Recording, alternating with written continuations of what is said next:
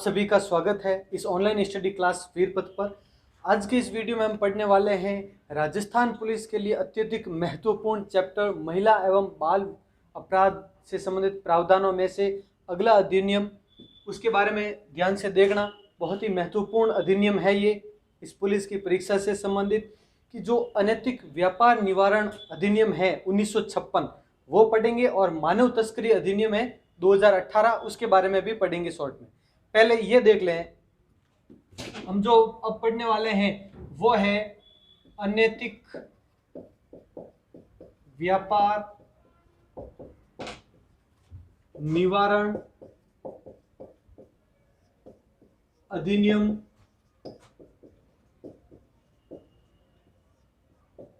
1956।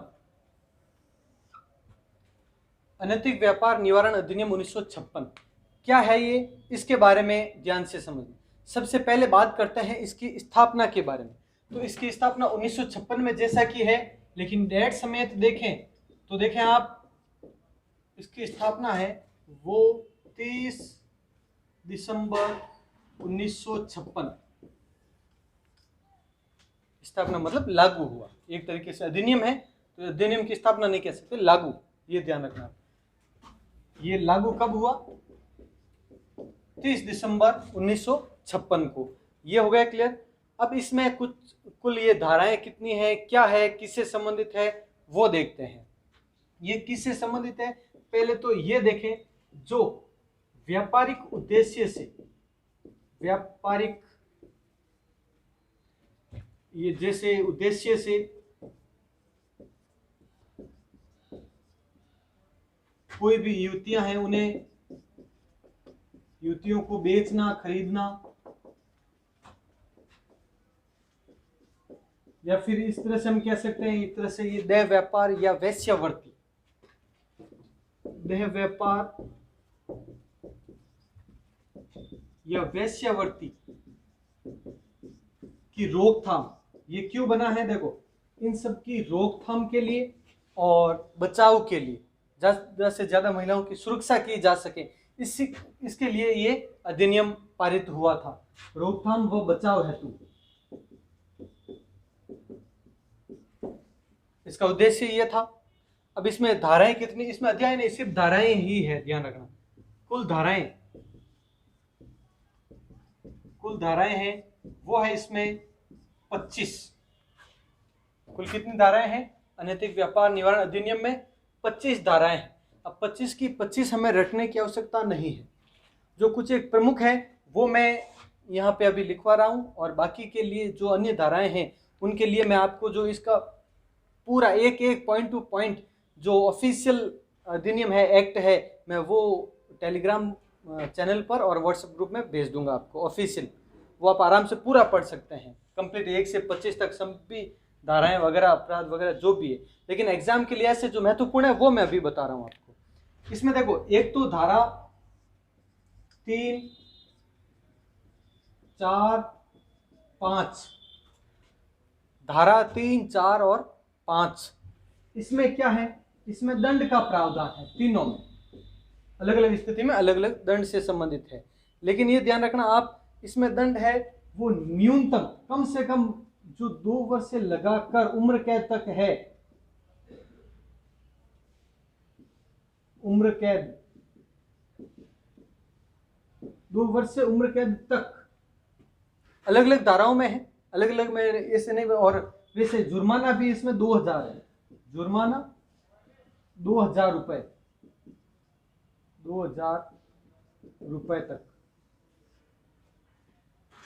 ये है। अब इन तीनों धाराओं में जो अलग अलग प्रावधान है, हालांकि इतना डीपली पूछे जाने के चांसेस तो कम है, लेकिन फिर भी अगर आप ये सब जानना चाहते हैं तो वो अधिनियम पढ़ लेना, एक्ट पढ़ लेना, मैं पूरा ऑफिशियली भेज रहा हूँ उसमें। बस इतना सा ध्यान रखना यह है कि अनैतिक व्यापार निवारण अधिनियम की किस धारा के तहत दंड का प्रावधान है। 3, 4 और 5 इसमें है। अब और एक इसमें ध्यान रखना आप, धारा 13, एक ये इंपॉर्टेंट है इसमें। क्यों? क्योंकि इसमें विशेष पुलिस अधिकारी, इसके तहत जो सामान्य पुलिस है उसके द्वारा जांच नहीं की जाती, इसके लिए विशेष पुलिस अधिकारी होता है, विशेष पुलिस अधिकारी की व्यवस्था और विशेष पुलिस अधिकारी के लिए और क्या क्या इसमें इन्हें फायदा है, तो वो देखो, एक है इसमें सलाहकार निकाय। सलाहकार निकाय यानी महिलाओं को निशुल्क सलाहकार, जो सरकारी वकील के द्वारा और जो भी न्याय से संबंधित जो विद्वान है उनके द्वारा निशुल्क सलाह की भी व्यवस्था की जाती है। और विशेष पुलिस अधिकारी भी इसमें होता है। कौन सी धारा के तहत? धारा 13 के तहत। इसमें एक और इंपॉर्टेंट धारा है, वो है धारा 21। धारा 21 में क्या है वो देखो, धारा 21 इसमें है इसका संरक्षा गृह। संरक्षा गृह जैसे कि बाल अपराधी होते हैं उनके लिए बाल गृह अलग है, बाल सुधार गृह जो बाल अपराधी होते हैं उनके लिए। और इन कामों में जो ये लिप्त होती है महिलाएं, उनके लिए इन कामों से छुटकारा दिलाने के बाद में उन्हें कहाँ रखा जाए, तो वहां पर संरक्षा गृह एक अलग होता है, क्योंकि ये साधारण जो सामाजिक व्यवस्था है उनसे एक तरीके से ये हट जाती है एक तरीके से, लेकिन फिर भी उन्हें फिर से समाज में शामिल करते हुए संरक्षा गृह खोले गए। और इस संरक्षा गृह राज्य सरकार द्वारा खोले जाते हैं, ये ध्यान रखना। अब प्रत्येक राज्य में कितना हो वो तो सरकार पर डिपेंड करता है। अगर वो संरक्षा गृह की अधिक आवश्यकता हो तो अधिक, और कम आवश्यकता है तो कम। जितनी आवश्यकता हो उसके अनुसार खोले जा सकते हैं। पाबंदी नहीं है कि प्रत्येक जिले में होना चाहिए, प्रत्येक तहसील में या राज्य में 2, 4, 5, ऐसा नहीं है। जितनी आवश्यकता हो उतने खोले जा सकते हैं। और ये कौन सी धारा? धारा 21 के तहत। जो प्रमुख थी एग्जाम में आने लायक वो ये बता दी। 25 से 25 पूरी आपको पढ़नी है तो वो अधिनियम देख लेना आप। एक तो ये हो गया। अब इसमें कुछ एक और पॉइंट्स है, ये आप कर ले पहले, ठीक है, उसके बाद में और करते हैं। अब इसके अलावा जो आपको ये बताया अनैतिक व्यापार निवारण अधिनियम 1956, ये तो हो गया पूरा, ये तो हो गया है। लेकिन आईपीसी में कुछ एक धाराएं ऐसी है जो सेम जो इसमें वर्णित है उन्हीं के आधार पर दंड का प्रावधान है आईपीसी में भी, वो भी साथ में कर लेते हैं एक बार। वो देखो कौन कौन सी है। ये आईपीसी की धाराएं हैं जो मैं अब आपको लिखा रहा हूं। आईपीसी की धारा 366 क, आईपीसी की धारा 366 ख, ये हो गया दो। और एक है 372 और 373, 372 और 373, ये 4 धाराएं हैं। इनके बारे में ध्यान से समझना आप, ये इससे अलग है, ध्यान रखना। हालांकि ये अधिनियम पूरा हो चुका है, मैं बात कर रहा हूं आईपीसी की, इंडियन पेनल कोड, भारतीय दंड संहिता, जिसके बारे में मैं शुरुआत में पहले ही वीडियो में बता चुका हूं। तो ये देख लेना आप, इसकी ये धाराएं हैं आईपीसी की। इन धाराओं में ऐसे ही काम, मैं इसलिए साथ में लिखवा रहा हूं क्योंकि इससे मिलता जुलता अपराध है, और उस अपराध में आईपीसी में क्या दंड का प्रावधान है वो बताया गया है। तो देखो 366 में क्या है, यदि कोई व्यक्ति, ध्यान से समझना आप, यदि कोई व्यक्ति किसी नाबालिग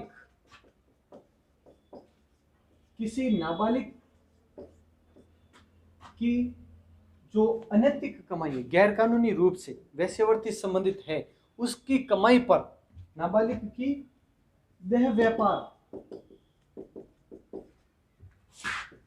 संबंधित कमाई पर जीवित रहता है, आश्रित रहता है। कई बार ऐसा होता है, कोई अनाथ बालक होते हैं, उन्हें बेच देते हैं और सिर्फ उनकी कमाई पर कुछ लोग हैं इसे जीवन व्यापन करते हैं, कुछ ऐसे असामाजिक तत्व, तो उनके लिए है ये। तो संबंधित कमाई से जीवन व्यापन करता है, से जीवन व्यापन करता है, तो सजा का प्रावधान क्या है? 7 से 10 वर्ष, 7 से 10 वर्ष सजा का प्रावधान। बस ये ध्यान रखना कि कौन सा है, किस अधिनियम से संबंधित है, किस धारा से संबंधित है। ये हो गया इस धारा से संबंधित। 366 ख में क्या है? यदि कोई व्यक्ति है वो 21 वर्ष से कम उम्र की युवती को विदेश से, ध्यान रखना, विदेश से और पहले जम्मू कश्मीर भी शामिल था, विदेश से या जम्मू कश्मीर से लाता है, और वो भी, लेकिन अब जम्मू कश्मीर तो मैंने बताया था आपको 5 अगस्त है 2019 के बाद में, ये 370 धारा हटने के बाद में ये बार बार जम्मू कश्मीर को सब साथ में लाने की आवश्यकता नहीं है। विदेश से अनैतिक व्यापार हेतु, अनैतिक व्यापार हेतु लाया जाता है तो सजा कितनी, 10 वर्ष की सजा, 10 वर्ष की सजा का प्रावधान हो गया यहाँ पर। और 372 और 73 में, इन दोनों में क्या है वो ध्यान से समझना आप। इन दोनों में, इसमें क्या है, किसी भी नाबालिग को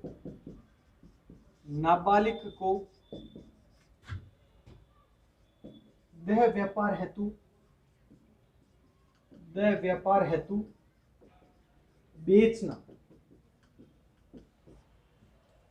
देह व्यापार हेतु बेचना, और 373 में सेम टू सेम नाबालिग को देह व्यापार हेतु खरीदना। ये डिफरेंस है दोनों में, 372 में बेचना और 373 में खरीदना। यानी अगर किसी भी नाबालिग को इस अनैतिक कार्य हेतु, अनैतिक व्यापार हेतु अगर कोई बेचता है तो, और कोई अगर आगे वाला खरीदता है तो वो, उन दोनों को ही 10 वर्ष की सजा, कठोर कारावास है ये सब, 10 वर्ष की सजा का प्रावधान है। ये हो गया 372 और 373 में। एक बार ये चारों धाराएं लिख लें, उसके बाद में एक पॉइंट और करते हैं।